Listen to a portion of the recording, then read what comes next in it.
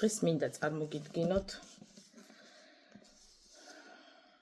ერთი ინდოელი ავტორის წიგნი. უკვე მე რამდენი წიგნია ინდოელების, რომლებსაც ვერაფერი ვერ გაუგე და ვთვლი, რომ დავკარგე დრო, ტყუილია, როდესაც გეუბნებიან, რომ ყველა წიგნი რაღაცას გასწავლისო. არა, მეგობრებო, უსმინეთ სხვის რჩევებს, ვინც წაიკითხა, რა თქმა უნდა გემოვნება ყველას ინდივიდუალური გვაქვს და შეიძლება მე რაც არ მომეწონა, თქვენ მოგეწონოთ, თუმცა მე როგორი ჟანრიც მიყვარს, დრამა, ვეძებ ყოველთვის ესეთ წიგნებს და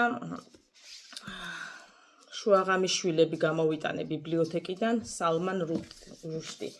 ეს არის გარეკანის ფოტო, წიგნი 59 წიგნი ამ სერიის არის.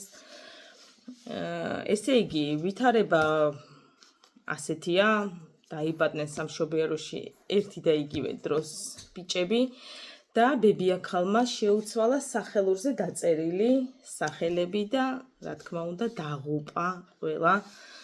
დროთა განმავლობაში ერთ წელიწადში ეყოლათ ძა და ანუ მდიდარი ოჯახის შვილი იყო ერთი ღარიბი, ჩვეულებრივი ზღაპარი ინდური. და მასშებით გამოყვანა დასჭირდა, რომელსაც უდიდესი ფიზიკური ნაკლი ჰქონდა, თუმცა სამომავლოდ მოვლენები ისე ვითარდება, რომ საუკეთესო მომღერალია გოგონა. ეს ყველაფერი ბებიაქალმა ხომ გააკეთა და მოვლენები განვითარდა ის, რომ ბებიაქალი მივიდა ოჯახში და ეუბნება, რომ ამიყვანეთო ძიძადო, მე ვიქნებიო, გავიდა დრო, ამ ბაუს გაეზარდა ისეთი დიდი ცხვირი, რომ ძალიან მახინჯი იყო.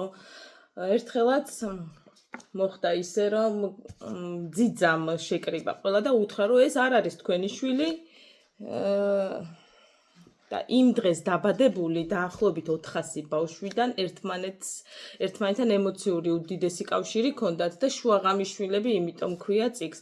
მოკლედ გეტყვით, რომ ამ წიგნზე დრო არ დაკარგოთ და არ გირჩევთ, არ წაიკითხოთ.